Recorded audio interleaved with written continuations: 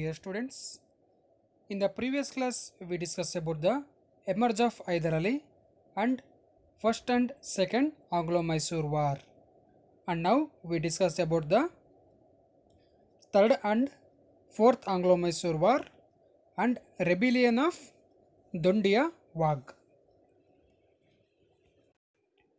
So Tipu Sultan, he became the ruler of Mysore after Hyder Ali's death. He understood the cunning policies of the British. He considered it as his duty to drive the British out of India. He waged war against the British throughout his 17 years of rule. So, Tipu became the ruler of Mysore after the Hyder Ali's death. So, Tipu understood the cunning policies of the British. Cunning policies means ಕುತಂತ್ರ ನೀತಿಗಳು. ಬ್ರಿಟಿಷರ ಕುತಂತ್ರ ನೀತಿಗಳನ್ನು ಟಿಪ್ಪು ಸುಲ್ತಾನ್ ಅರಿತಿದ್ದ, ತಿಳ್ಕೊಂಡಿದ್ದ. He considered it as his duty to drive the British out of India. ಬ್ರಿಟಿಷರನ್ನು ಭಾರತದಿಂದ ಹೊರಹಾಕೋದು ತನ್ನ ಡ್ಯೂಟಿ ಅಂತ ಹೇಳ್ಬಿಟ್ಟು ಇವನು ಕನ್ಸಿಡರ್ ಮಾಡಿದ್ದ. ಹಿ ವೇಜ್ಡ್ war against the British throughout his 17 years of old.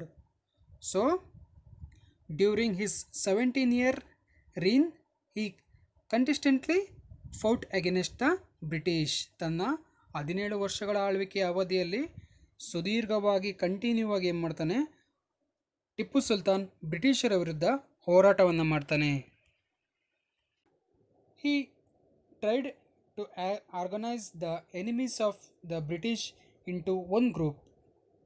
He tried to break the monopoly of the British over trade with India.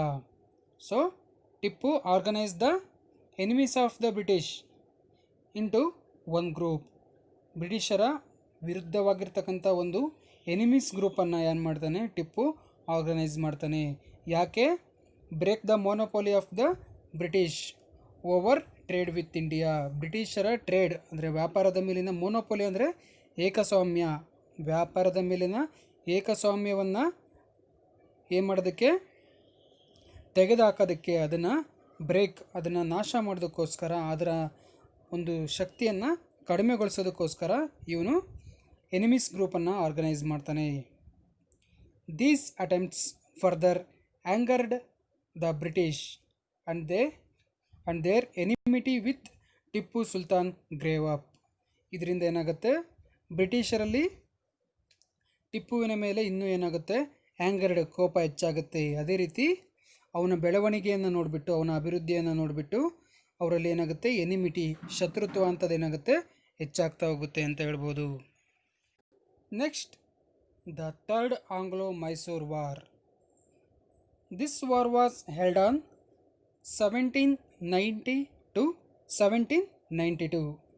1790 to 1792, 1790ರಿಂದ 1792 the third Anglo Mysore war ಏನಾಗುತ್ತೆ, ನಡೆಯುತ್ತೆ ಅಂತ ನಾವು ಹೇಳ್ಬೋದು.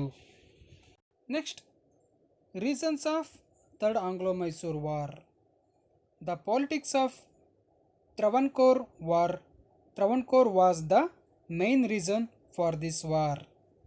The king of Travancore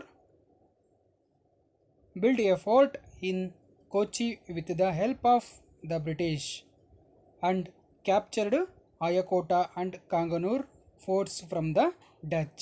All these were the clear breach of Mangalore Treaty. So, politics of Travancore. ತ್ರವನ್ಕೋರ್ನ ಕನ್ನಡದಲ್ಲಿ ತಿರುವಾಂಕೂರು ಅಂತ ಕರಿತೀವಿ. The politics of Travancore was the main reason for this war. ಮೂರನೇ ಆಂಗ್ಲೋ ಮೈಸೂರು ಯುದ್ಧ ನಡೆಯೋದಕ್ಕೆ ತ್ರವನ್ಕೋರ್ನ ರಾಜಕೀಯ, ಅಲ್ಲಿನ ರಾಜಕೀಯ ಸನ್ನಿವೇಶ ಏನಾಗುತ್ತೆ, ಒಂದು ಮುಖ್ಯ ಕಾರಣ ಅಂತ ಹೇಳ್ಬೋದು. The king of Travancore built a fort in Kochi with the help of the British and captured Ayakotta and Cranganore forts from the Dutch. ತ್ರವನ್ಕೋರ್ನ ಕಿಂಗ್ ರಾಜ ಏನು ಮಾಡ್ತಾನೆ, ಕೊಚ್ಚಿಯಲ್ಲಿ ಒಂದು ಕೋಟೆಯನ್ನು ಕಟ್ತಾನೆ, ಫೋರ್ಟನ್ನು ಕಟ್ತಾನೆ.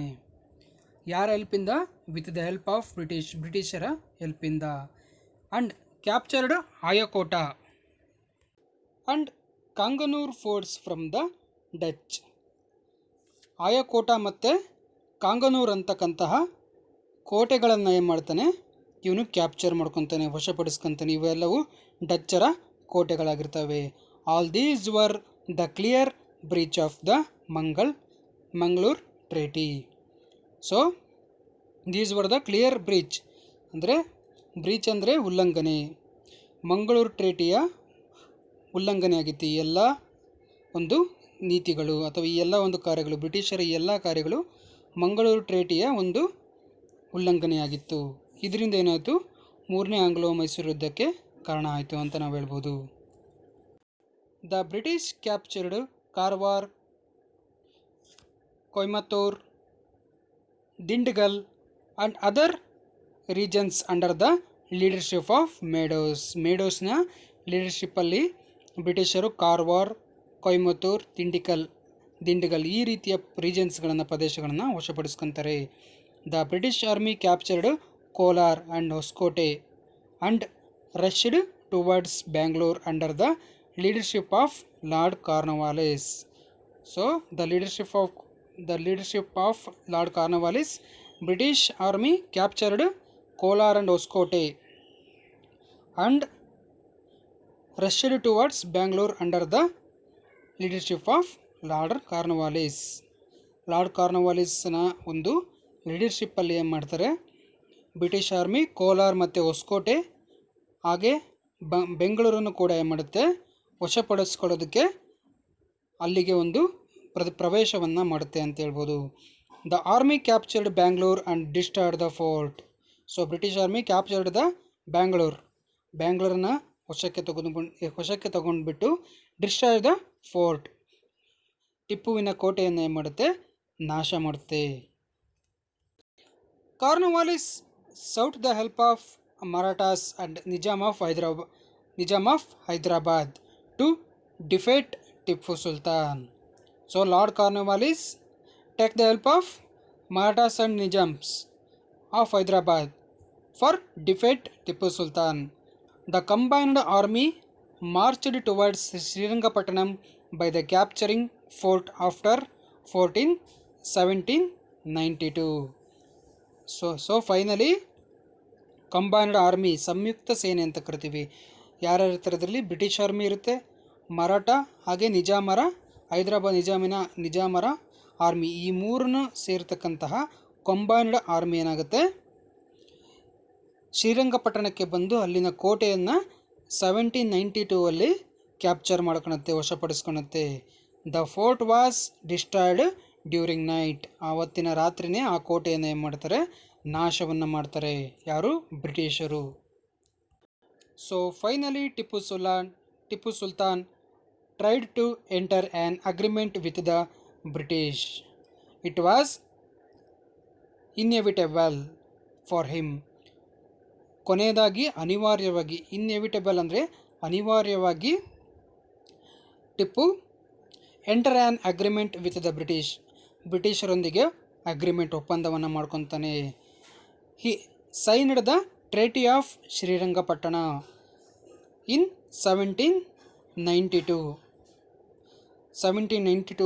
ಶ್ರೀರಂಗಪಟ್ಟಣ ಟ್ರೀಟಿಗೆ ಟಿಪ್ಪು ಸೈನನ್ನು ಮಾಡ್ತಾನೆ. Which had unfavourable conditions. Unfavourable means unequal conditions. ಇಲ್ಲಿ ಈ ಒಂದು ಟ್ರೇಟಿಯಲ್ಲಿ ಅಸಮಾನ ಕಂಡೀಷನ್ಸ್, ನಿಯಮಗಳಿರ್ತವೆ. ಅಂದರೆ ಟಿಪ್ಪುವಿನ ಮೇಲೆ ಅಮಾನುಷವಾಗಿರ್ತಕ್ಕಂಥ ಅಮಾನವೀಯವಾಗಿರ್ತಕ್ಕಂತಹ ಕಂಡೀಷನ್ಸ್ಗಳನ್ನು, ನಿಯಮಗಳನ್ನು ಈ ಒಂದು ಟ್ರೇಟಿ ಮುಖಾಂತರ ಹೇರ್ತಾರೆ, ಅವನ ಮೇಲೆ ಹಾಕ್ತಾರೆ. With this third Anglo Mysore war came to an end. ಈ ರೀತಿ ಮೂರನೇ ಆಂಗ್ಲೋ ಮೈಸೂರು ಯುದ್ಧ, ಟ್ರೇಟಿ ಆಫ್ ಶ್ರೀರಂಗಪಟ್ಟಣ, ಈ ಒಂದು ಒಪ್ಪಂದದಿಂದ ಕೊನೆಯಾಗುತ್ತೆ ಅಂತ ನಾವು ಹೇಳ್ಬೋದು. So the British var successful in inserting unfavorable conditions in order to weaken Tipu Sultan.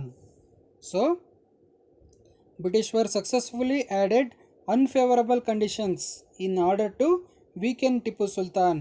ವೀಕೆನ್ ಅಂದರೆ ಟಿಪ್ಪು ಸುಲ್ತಾನನ್ನು ವೀಕ್ ಮಾಡೋದಕ್ಕೋಸ್ಕರ ಅನ್ಫೇವರಬಲ್ ಅನ್ಈಕ್ವಲ್ ಕಂಡೀಷನ್ಸ್ಗಳನ್ನು ಹಾಕ್ತಾರೆ. Tipu was forced to part with of of his kingdom. ಅವನ ಕಿಂಗ್ಡಮಲ್ಲಿ ಅರ್ಧ ಭಾಗವನ್ನು ಬ್ರಿಟಿಷರಿಗೆ ಬಿಟ್ಕೊಡ್ಬೇಕು.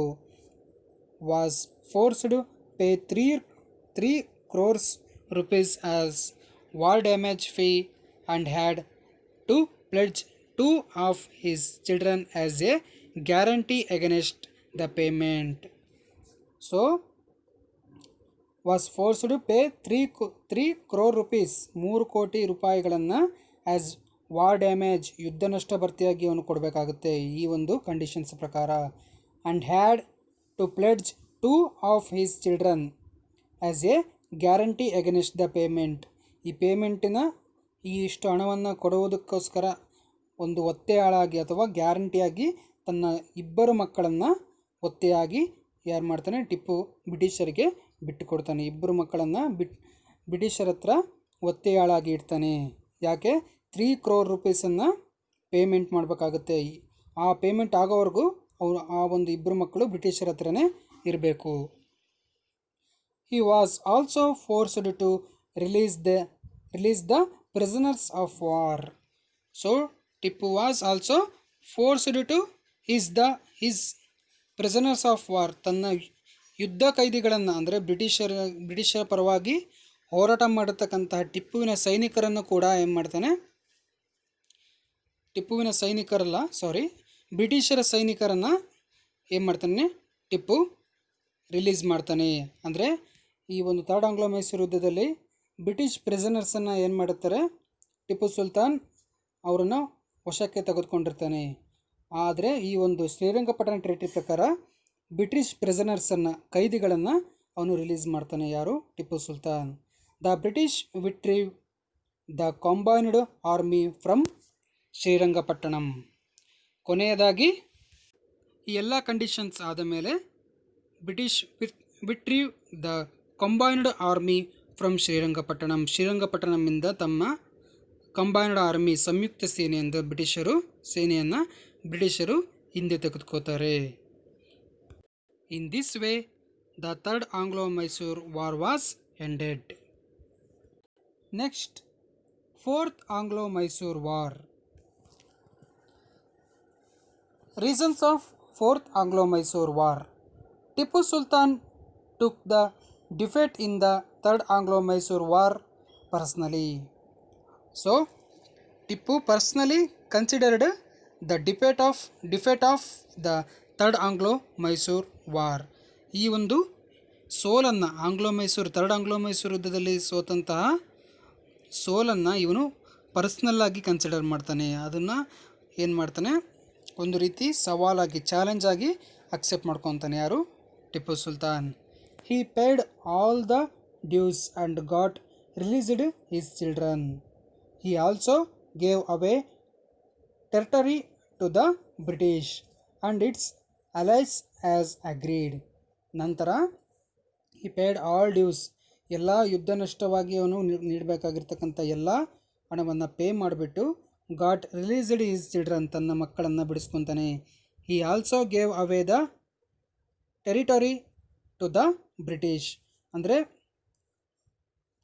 ಬ್ರಿಟಿಷರ ಯಾವುದು ಒಪ್ಪಂದಗಳಿಂದ ಏನು ಮಾಡ್ತಾನೆ ಇವನು ಹೊರಗೆ ಬರ್ತಾನೆ.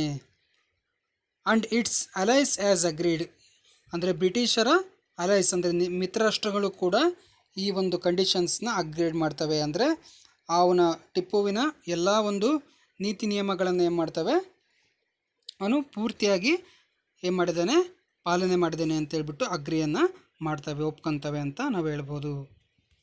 Next, Tipu sent an ambassador to France to seek the alliance of French. So Tipu sent an ambassador or representative to France to seek the alliance of ಫ್ರೆಂಚರಿಂದ ಸಹಾಯವನ್ನು ಪಡೆಯೋದಕ್ಕೋಸ್ಕರ ಅಂಬಾಸೆಡರ್ ಅಥವಾ ಪ್ರತಿನಿಧಿಯನ್ನು ಫ್ರಾನ್ಸಿಗೆ ಕಳಿಸ್ತಾನೆ. ದಿಸ್ ಎನ್ರೇಜ್ಡ್ ದ ಬ್ರಿಟಿಷ್, ಇದು ಬ್ರಿಟಿಷರಿಗೆ ಕೋಪವನ್ನು ತರುತ್ತೆ. They thought that an alliance between France and Tipu Sultan would threaten the existence of British in India. ಈ ರೀತಿ ಅವರು ಫ್ರೆಂಚರು ಮತ್ತು ಟಿಪ್ಪು ಏನಾದರೂ ಒಪ್ಪಂದವನ್ನು ಮಾಡ್ಕೊಂಬಿಟ್ರೆ, ಸಹಾಯವನ್ನು ಮಾಡ್ಕೊಂಬಿಟ್ರೆ, ಒಂದಾಗ್ಬಿಟ್ರೆ French they thought that an alliance between France and Tipu Sultan, Tipu Sultan ಮತ್ತು ಫ್ರಾನ್ಸಿನ ನಡುವೆ ಸ್ನೇಹ ಏನಾದ್ರು ಬೆಳೀತು ಅಂದರೆ ಇದೇನಾಗುತ್ತೆ, ಮುಂದೆ existence of British in India, ಬ್ರಿಟಿಷರ ಪ್ರಾಬಲ್ಯ ಏನಾಗುತ್ತೆ, ಹೋಗುತ್ತೆ ಅಂತಕ್ಕಂಥ ಒಂದು ಭಯ ಬ್ರಿಟಿಷರಲ್ಲಿ ಉಂಟಾಗುತ್ತೆ. Another treaty containing inhuman and impractical conditions was forced upon Tipu Sultan. Tipu rejected this. So the British containing another inhuman impractical treaty was forced upon Tipu Sultan. ಬ್ರಿಟಿಷರು ಇನ್ನೊಂದು ಅತ್ಯಂತ ಅಮಾನವೀಯವಾಗಿರ್ತಕ್ಕಂತಹ ಒಪ್ಪಂದವನ್ನು ಮಾಡ್ಕೋಬೇಕು ಅಂದ್ಬಿಟ್ಟು ಬ್ರಿಟಿಷರ ಮೇಲೆ ಹೇರಕ್ಕೆ ಪ್ರಯತ್ನವನ್ನು ಮಾಡ್ತಾರೆ. Tipu rejected this, but Tipu was not accepted this treaty. Tipu ಈ ಒಂದು ಒಪ್ಪಂದವನ್ನು ಏನು ಮಾಡಲ್ಲ, ಅಕ್ಸೆಪ್ಟ್ ಮಾಡ್ಕೊಳಲ್ಲ. So his refusal started the fourth Anglo Mysore war. ಈ ಕಾರಣದಿಂದ ಏನಾಗುತ್ತೆ, ಆಂಗ್ಲೋ ಮೈಸೂರು ವಾರ್, 4ನೇ ಆಂಗ್ಲೋ ಮೈಸೂರು ಯುದ್ಧ ಸ್ಟಾರ್ಟ್ ಆಗುತ್ತೆ. The war started in 1799. The British were able to destroy the strong fort. So the fourth Anglo-Mysore War was started in 1799. So British were able to destroy the strong fort of Tipu Sultan. So Tipu died while fighting the British in 1799. Tipu ಏನು ಮಾಡ್ತಾನೆ, ಯುದ್ಧದಲ್ಲಿ ಹೋರಾಡ್ತಾನೆ, ತನ್ನ ಪ್ರಾಣವನ್ನು ಬಿಡ್ತಾನೆ. ಎಷ್ಟರಲ್ಲಿ? 1799. With the death of Tipu Sultan the British var happy as if the whole India came under there rule. So after the death of Tipu Sultan British were so happy because the whole India came under there rule. ಬ್ರಿಟಿಷರು ತುಂಬ ಸಂತೋಷವನ್ನು ಪಡ್ತಾರೆ ಯಾವಾಗ, ಟಿಪ್ಪುವಿನ ಸಾವಿನ ನಂತರ.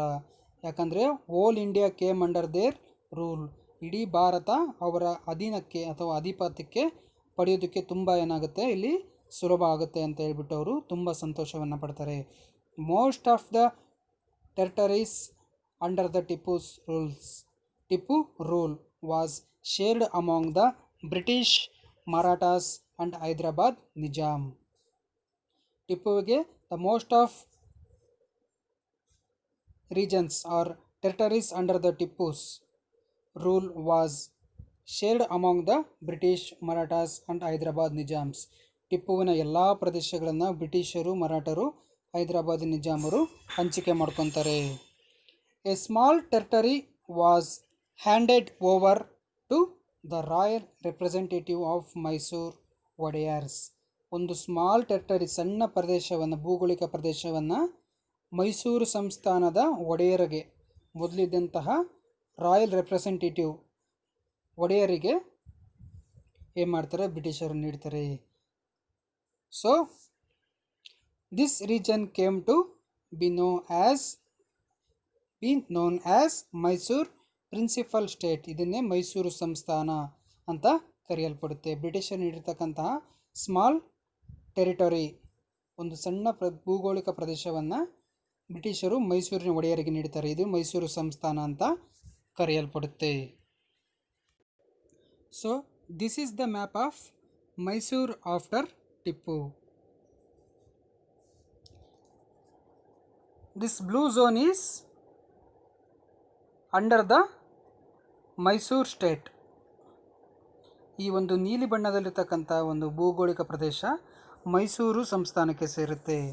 And this red zone, ಇಲ್ಲಿ red ಆಗಿ ಕಾಣ್ತಕ್ಕಂತಹ ಪ್ರದೇಶಗಳೆಲ್ಲವೂ ಬ್ರಿಟಿಷರಿಗೆ ಸೇರ್ಪಡುತ್ತೆ.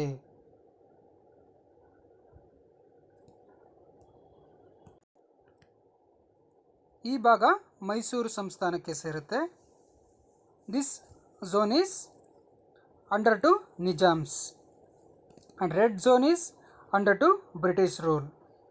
ಈ ರೀತಿಯಾಗಿ ಏನಾಗುತ್ತೆ, ಮೈಸೂರು ಒಂದು ಸಂಸ್ಥಾನ ಯಾವಾಗ ಟಿಪ್ಪುವಿನ ನಂತರ ಒಂದು ಎಮರ್ಜ್ ಆಗುತ್ತೆ, ಆ ಸಂಸ್ಥಾನ ಉಗಮ ಆಗುತ್ತೆ ಅಂತ ಹೇಳ್ಬೋದು. Next, rebellion of ದೊಂಡಿಯಾ Wagh. So many rebellions and protests against the British took place in Karnataka after the death of Tipu Sultan. These were armed rebellions and took place during the first part of 19th century. Among them, the rebellions led by Dondiya Wag is an important rebellion. ನಾವು ಟಿಪ್ಪುವಿನ ನಂತರ ಉಂಟಾಗಿರ್ತಕ್ಕಂಥ ಕರ್ನಾಟಕದ ರೆಬಿಲಿಯನ್ಸ್ ದಂಗೆಗಳಲ್ಲಿ ಮುಖ್ಯವಾಗಿ 19ನೇ ಶತಮಾನದ ಪೂರ್ವ ಭಾಗದಲ್ಲಿ ಹಲವಾರು ದಂಗೆಗಳು ಕಂಡುಬರ್ತವೆ. ಅದರಲ್ಲಿ ಮುಖ್ಯವಾಗಿ ದೊಂಡಿಯ ವಾಗನ ದಂಗೆ, ಇವನ ಒಂದು ನಾಯಕತ್ವದಲ್ಲಿ ನಡೆದ ದೊಂಡಿಯ ವಾಗನ ದಂಗೆ ಅತ್ಯಂತ ಪ್ರಮುಖವಾದ ದಂಗೆ ಅಂತ ನಾವು ಹೇಳ್ಬೋದು. Dhondia was born in a Maratha family of Channagiri. He was called as the Wag, the tiger, due to his bravery. So, Dondiya was born in Maratha family of Chennagiri. He was called as the Wag. Wag means the tiger. ದೊಂಡಿಯನನ್ನು ವಾಗ್ ಅಂತ ಕರಿತಾ ಇದ್ರು. ವಾಗ್ ಅಂದರೆ tiger. ಯಾಕಪ್ಪ ಅಂದರೆ due to his bravery, ಅವನಲ್ಲಿರ್ತಕ್ಕಂತಹ ಧೈರ್ಯವನ್ನು ನೋಡಿ ಅವನನ್ನು ವಾಗ್ ಅಂತ ಕರಿತಾ ಇದ್ರು. He started his career as a cavalry soldier in Hyder Ali's army and grew to the position of military general. So, Dondiya started his career as cavalry soldier means horse. Cavalry soldier means horse soldier. ಅಶ್ವಪಡೆಯ ಒಂದು ಸೈನಿಕನಾಗಿ ಮೊದಲು ಏನು ಮಾಡ್ತಾನೆ, ತನ್ನ ಕೆರಿಯರನ್ನು start ಮಾಡ್ತಾನೆ. So and gave to the short period to position of military general. ಅತ್ಯಂತ ಕಡಿಮೆ ಅವಧಿಯಲ್ಲಿ ಅವನು ಮಿಲಿಟರಿ ಜನರಲ್ ಆಗಿ ಪ್ರಮೋಷನನ್ನು ಅಥವಾ ಬಡ್ತಿಯನ್ನು ಪಡಿತಾನೆ ಅಂತ ನಾವು ಹೇಳ್ಬೋದು. And he built a small army and started his operations. He organized the army with the unhappy soldiers of Tipu's army and the feudatory rulers who had lost power. So, Dondiya built a small army and he started his military operations. He formed the army with the unhappy soldiers of Tipu army. ಟಿಪ್ಪುವಿನ ಆರ್ಮಿಯಲ್ಲಿದ್ದ unhappy soldiers, ಅತೃಪ್ತ ಸೈನಿಕರನ್ನು ಕರ್ಕೊಂಡ್ಬಂದ್ಬಿಟ್ಟು ಈ organised, ಅವನು ಒಂದು ಸೈನ್ಯವನ್ನು ಕಟ್ತಾನೆ. ಯಾರು? Dondiya Wagh. The feudatory rulers who had lost power. Feudatory rulers ಅಂದರೆ ಸಾಮಂತ ದೊರೆಗಳು ಅಂತ ಕರಿತೀವಿ. ಹೂ ಹ್ಯಾಡ್ ಲಾಸ್ಟ್ ಪವರ್, ಯಾರು ತನ್ನ ಪವರನ್ನು, ಅಧಿಕಾರವನ್ನು ಕಳ್ಕೊಂಡಿರ್ತಕ್ಕಂತಹ ಸಾಮಂತ ಅರಸರನ್ನು ಕರ್ಕೊಂಡು ಬಂದುಬಿಟ್ಟು ಅವರ ಒಂದು ಸೈನ್ಯವನ್ನು ಕಟ್ತಾನೆ. He captured Bidanur and Shivamogga forts. Bidanur ಮತ್ತು ಶಿವಮೊಗ್ಗ ಕೋಟೆಗಳನ್ನು ಮೊದಲು ವಶಕ್ಕೆ ತೆಗೆದುಕೊತಾನೆ. Next, end of ದೊಂಡಿಯಾ Wagh. Lord Wellesley decided to end the adventures of Dondiya Wag. The British requested the help of local rulers. Dondiya had recaptured Shikaripura fort and he was scattered by the British army again. So, Lord Wellesley decided to end the adventures of Dondiya Wag or end the military functions of Dondiya Wag. The British requested the help of local rulers. ಬ್ರಿಟಿಷರು ಸ್ಥಳೀಯ rulers, local ರೂಲರ್ಸ್ನ ಹೆಲ್ಪನ್ನು ತಗೊಂಡ್ಕೊಂತಾರೆ. ಯಾಕಂದರೆ ದೊಂಡಿಯಾನನ್ನು ಸೋಲ್ಸೋದಕ್ಕೋಸ್ಕರ. Dondiya had recaptured Shikaripura fort. ಶಿಕಾರಿಪುರದ ಕೋಟೆಯನ್ನು ಮತ್ತೆ ಏನು ಮಾಡ್ತಾನೆ ದೊಂಡಿಯಾ? ತನ್ನ ವಶಕ್ಕೆ ತೆಗೆದುಕೊತಾನೆ. And he was scattered by the British army again. ಆದರೆ ಬ್ರಿಟಿಷ್ ಆರ್ಮಿ ಏನು ಮಾಡುತ್ತೆ? ಅವನ ಸೈನ್ಯವನ್ನು ಸ್ಕ್ಯಾಟರ್ಡ್, ಚಲ್ಲಪಿಲ್ಲಿ ಮಾಡುತ್ತೆ, ಚದುರಿಸಿ ಬಿಡುತ್ತೆ. The British tried to defeat the army of Dondiya which used to move in the area between Tungabhadra and Malaprabha. So British try to defeat the army of Dondiya which used to move in the area between Tungabhadra and Malaprabha. Tungabhadra ಮಲಪ್ರಭಾದ ಒಂದು ಪ್ರದೇಶದಲ್ಲಿ ಯಾರು ದೊಂಡಿಯ ಹೋಗ್ತಕ್ಕಂಥ ಸಂದರ್ಭದಲ್ಲಿ ಅವನನ್ನು ಡಿಫೇಟ್ ಮಾಡೋದಕ್ಕೆ, ಸೋಲ್ಸೋದಕ್ಕೆ ಬ್ರಿಟಿಷರು ಪ್ರಯತ್ನವನ್ನು ಮಾಡ್ತಾರೆ. When he was catch in between Maratha army and Nizam's army. Finally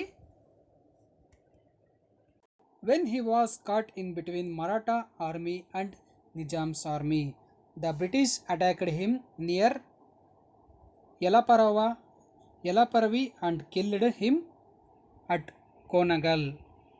So finally, Dondiya was caught in between Maratha army and Nizam's army. ಕೊನೆಯದಾಗಿ ಏನು ಮಾಡ್ತಾನೆ, ಮರಾಠ ಮತ್ತು ನಿಜಾಮರ ಸೈನ್ಯಕ್ಕೆ ಸೈನ್ಯರ ವಶಕ್ಕೆ ದೊಂಡಿಯ ಸಿಕ್ಕಾಕೋತಾನೆ. The British attacked him near Yalaparavi and killed him at Konagal. Yalaparavi ಅಂತಕ್ಕಂಥ ಒಂದು ಸ್ಥಳದ ಹತ್ತಿರದಲ್ಲಿ ಬ್ರಿಟಿಷರು ದೊಂಡಿಯ ಮೇಲೆ ಅಟ್ಯಾಕನ್ನು ಮಾಡಿಬಿಟ್ಟು ಈ ಕಿಲ್ಡ್ ಹಿಮ್ ಅಟ್ ಕೋನಗಲ್ ಎಂಬಲ್ಲಿ ಅವನನ್ನು ಹತ್ಯೆ ಮಾಡಲಾಗುತ್ತೆ ಅಥವಾ ಬ್ರಿಟಿಷರು ಅವನನ್ನು ಕೊಲೆಯನ್ನು ಮಾಡ್ತಾರೆ. With the death of their leader the followers of Dondiya scattered. ಯಾವಾಗ ದೊಂಡಿಯ ಸಾವನ್ನಪ್ತಾನೆ, ದ ಫಾಲೋವರ್ಸ್ ಆಫ್ ದೊಂಡಿಯಾ, ಅವನ ಅನುಯಾಯಿಗಳು, ಅವನ ಸೈನಿಕರೆಲ್ಲ ಸ್ಕ್ಯಾಟರ್ಡ್, ಅವರು ಚಲ್ಲಾಪಲ್ಲಿಯಾಗಿ ಹೋಗ್ತಾರೆ. The British captured a large cache of arms and ammunitions. ಕೊನೆಯದಾಗಿ ಬ್ರಿಟಿಷರು captured a large cache of arms, ದೊಂಡಿಯನ ಹಲವಾರು ಶಸ್ತ್ರಾಸ್ತ್ರಗಳನ್ನು ಸಂಗ್ರಹ ಮಾಡ್ಕೊತಾರೆ ಅಥವಾ ವಶಪಡಿಸ್ಕೊತಾರೆ. ಆ್ಯಂಡ್ ಅಮ್ಯುನೇಷನ್ಸ್ ಅಂದರೆ ಸಿಡಿಮದ್ದುಗುಂಡುಗಳನ್ನು ಕೂಡ ಏನು ಮಾಡ್ತಾರೆ, ಕ್ಯಾಪ್ಚರ್ ಮಾಡ್ಕೊತಾರೆ, ತಮ್ಮ ವಶಕ್ಕೆ ತೆಗೆದುಕೊತಾರೆ. So in this way the rebellion of ದೊಂಡಿಯಾ was ended. ಈ ರೀತಿ ಏನಾಗುತ್ತೆ, ದೊಂಡಿಯ ವಾಗನದಂಗೆ ಕೊನೆಗೊಳ್ಳುತ್ತೆ ಅಂತ ಹೇಳ್ಬೋದು. Okay dear students, now we discussed about the third and fourth ಆಂಗ್ಲೋ-ಮೈಸೂರ್ wars and rebellion of Dondiya. In the next class we discussed about the rebellion of Kittur and other rebellions. Okay dear students, write down the homework. 2 questions. What were the conditions of Srirangapattanam Treaty? Second, explain the method of resisting the British power by Dondiya Wag. Okay dear students, thank you.